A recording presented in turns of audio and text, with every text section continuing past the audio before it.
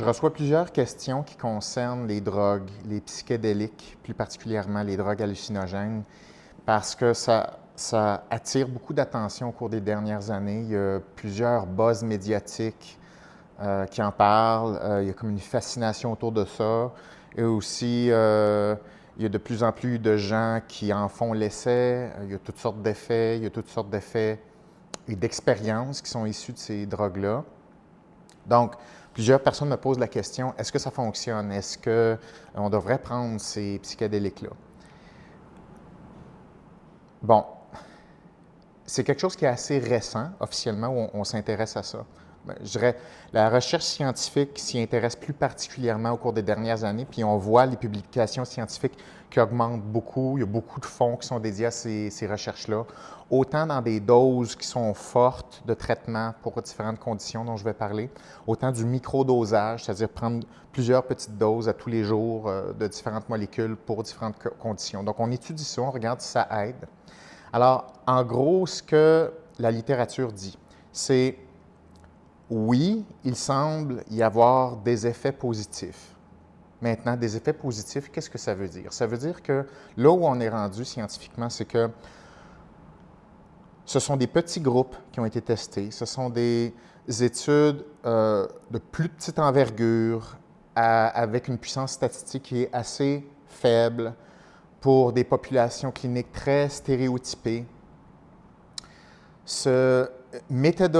Méthodologiquement, il y a beaucoup de failles dans cette recherche-là pour l'instant parce qu'on débute cette recherche-là. Donc, il y a des indices qui montrent de l'efficacité pour certaines pathologies, mais ce n'est pas encore quelque chose qu'on va dire solide. Oui, il y a des pistes, puis oui, c'est intéressant. Ça l'est vraiment intéressant. Mais on n'est vraiment pas à un niveau pour dire que oui, prendre tel microdosage de LSD, par exemple, va faire forcément tel effet sur telle pathologie et sur tous les patients. On n'est pas rendu là. Donc, quand on fait des méta-analyses, quand on fait des revues systématiques, bien, on s'aperçoit que oui, et encore là, ce n'est pas toutes les méta-analyses qui s'entendent là-dessus, mais il y en a plusieurs qui semblent s'entendre que oui, il y a un effet, au moins un effet qu'on va dire court terme. Les effets long terme, très difficiles à documenter. On n'a pas beaucoup de recherche là-dessus pour l'instant. Et cette recherche-là comporte plusieurs défis méthodologiques. La recherche porte principalement sur des pathologies ou des populations cliniques avec des pathologies qui sont très résistantes. Par exemple, on va utiliser un groupe de patients qui ont un TOC, un trouble obsessionnel compulsif, très résistant. Donc, on a commencé à utiliser des psychédéliques pour ce traitement-là, pour cette pathologie-là. Dépression très résistante, trouble anxieux très résistant, même état de stress post-traumatique. Donc, oui, il y a de la recherche qui commence sur ces pathologies-là, particulièrement sur cette population-là résistante au traitement pharmacologique typique ou psychothérapeutique. Et oui, il semble qu'il y a des effets du moins court terme, et il y a des effets, non seulement des effets court terme, mais avec peu d'effets secondaires. Donc, plein de choses positives. Et là, la question, c'est jusqu'où on est capable d'étendre des effets comme ça à la population non clinique, à la population qui ne souffre pas d'une pathologie en particulier et qui n'est pas qui ne sont pas des patients avec une pathologie qui est très résistante. Donc, monsieur, madame, tout le monde, OK, on veut prendre des psychédéliques pour améliorer notre sort. Est-ce que ça va fonctionner? Elle a la différence. Donc, oui, la recherche avance, particulièrement pour des pathologies qui sont précises. Puis encore là, c'est le début des indices positifs. Maintenant, pour la population normale. Et voici mon problème avec ça. Parce que j'ai beaucoup de questions qui concernent les psychédéliques et est-ce qu'on devrait en prendre? Est-ce que c'est une bonne chose pour faire débloquer ma vie? OK? Il y a beaucoup cette espèce de branding-là en ce moment. C'est très populaire au niveau des médias. C'est très sexy, c'est-à-dire les nouvelles substances psychédéliques qui vont comme faire augmenter la conscience. Ça revient beaucoup. Prise de conscience, faire débloquer des choses, passer à l'autre étape de notre vie. Il y a un avant et un après telle prise de drogue. L'ayahuasca prend beaucoup de place médiatiquement. C'est extrêmement populaire. C'est une drogue hallucinogène, traditionnelle. Et là, il y a des rituels autour de ça. Il y a tout un setup qui est très élaboré, très prestigieux, avec des gourous de ça. Donc, la littérature scientifique montre aussi qu'il y a un risque énorme de confondre un effet placebo d'un effet traitement réel. Je connais beaucoup de gens qui ont dit qu'ils ont fait des sessions de psychédéliques, entre autres l'ayahuasca, il y en a plusieurs autres. Mais même s'ils ont des moments qu'ils apprécient pendant cette prise de drogue-là, même si ils ont vécu des moments forts, et ça je ne le nie pas du tout, c'est une question subjective. Si tu vis quelque chose qui est fort dans l'instant présent, c'est parfait.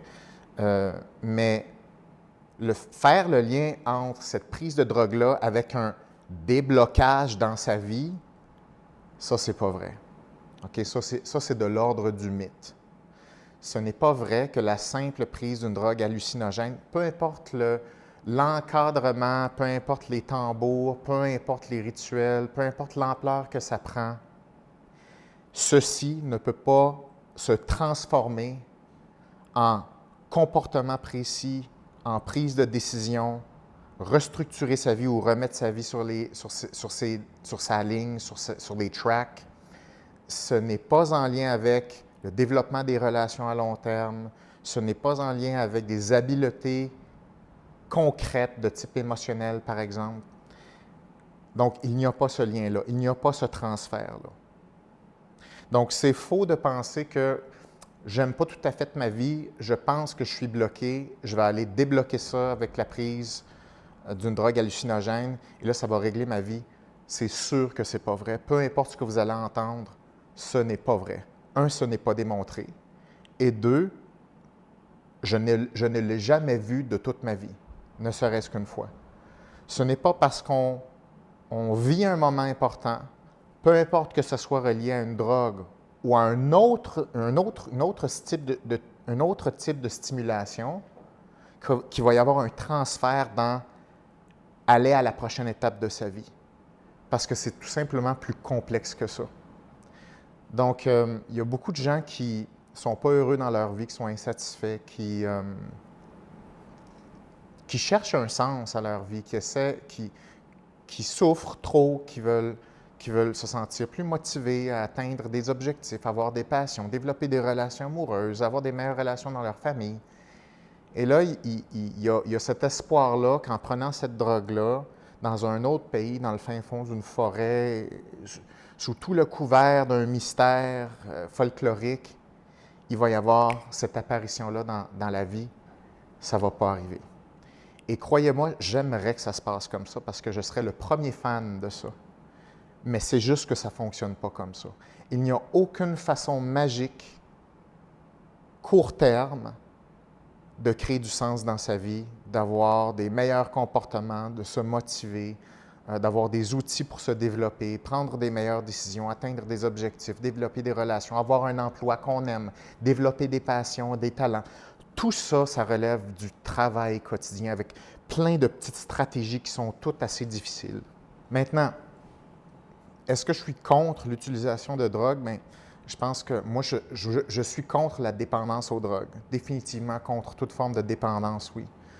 Maintenant, une drogue, c'est une substance. Il y a des lois qui entourent ça, il y a des règles. Et avoir une expérience qui peut être positive, moi, j'ai absolument rien contre ça. Au même titre que si vous allez voir un concert de votre groupe de musique préféré, vous allez vivre un moment absolument unique dans toute cette foule-là, dans cette atmosphère-là, avec votre groupe de musique. Vous allez vivre des choses, votre cerveau va être stimulé et vous allez surfer sur cette vague-là plusieurs heures, peut-être même jours. Ça va vous habiter, vous allez être inspiré de plein de choses, exactement comme une drogue hallucinogène peut faire. Ça va éveiller des choses, peut-être vous allez avoir des idées, des prises de conscience, des flashs, plein de choses qui sont merveilleuses. Et ça, c'est super, c'est excellent. Puis ça s'appelle à quelque part pour moi de l'inspiration. C'est correct. Mais même après un spectacle de musique ou une session de LSD, il va avoir un effet placebo qui va se dissiper et on va revenir dans sa vie quotidienne. Et peu importe les idées qu'on a eues ou l'inspiration qu'on a eue, le nerf de la guerre, ça va être quels sont les comportements qu'on met en place. Donc, on ne s'en sort pas. Il n'y a pas de traduction directe entre une prise de drogue ou n'importe quelle stimulation qui provient de l'extérieur à une implication concrète dans nos comportements. C'est possible que, suite à une expérience, que ce soit, encore une fois, dans un spectacle, suite à un événement particulier ou une prise de psychédélique, ça se peut qu'il y ait une idée ou une prise de conscience qui soit venue à votre esprit, mais que vous décidez d'en faire quelque chose. Ça, c'est possible, ça. Ça s'appelle passer de l'inspiration, d'une idée, d'un concept, et à la prise de responsabilité de comportement qui s'ensuit. Mais ce n'est pas la drogue qui a fait ça, c'est vous. C'est le fait de faire un choix, le fait de mettre en place une stratégie, un comportement, de faire face à des défis, et tout ça va comporter de l'anxiété. Ça se fait. Mais la drogue n'a pas fait ça. C'est vous qui avez fait ça.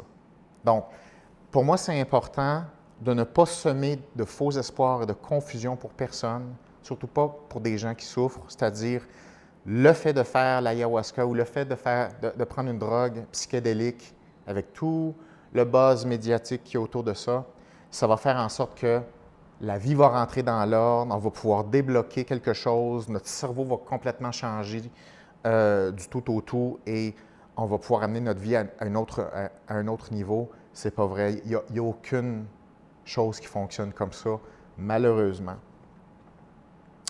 Ceci dit, je comprends vraiment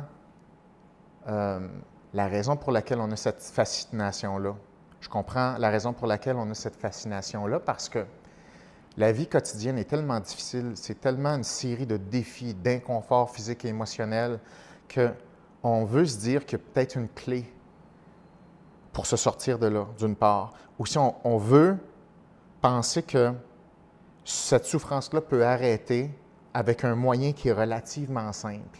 Et je le comprends 100%. Puis j'ai énormément d'empathie pour cette souffrance-là humaine, la difficulté quotidienne qu'est la vie. Mais je pense que c'est pire croire en la magie et aux illusions que faire face à la vie réelle avec des stratégies réelles qui sont peut-être plus difficiles, mais qui fonctionnent réellement. Certaines personnes vont dire « Oui, mais c'est parce que toi, Guillaume, tu es contre la drogue. » Je ne suis pas contre la drogue. Je ne suis contre rien. C'est une substance ça fait partie de la technologie, ça fait partie de notre environnement. C'est correct. C'est comme n'importe quelle substance, comme le vin, comme n'importe quelle chose dont on peut abuser, envers lesquelles on peut être dépendant. Ça fait partie de la vie.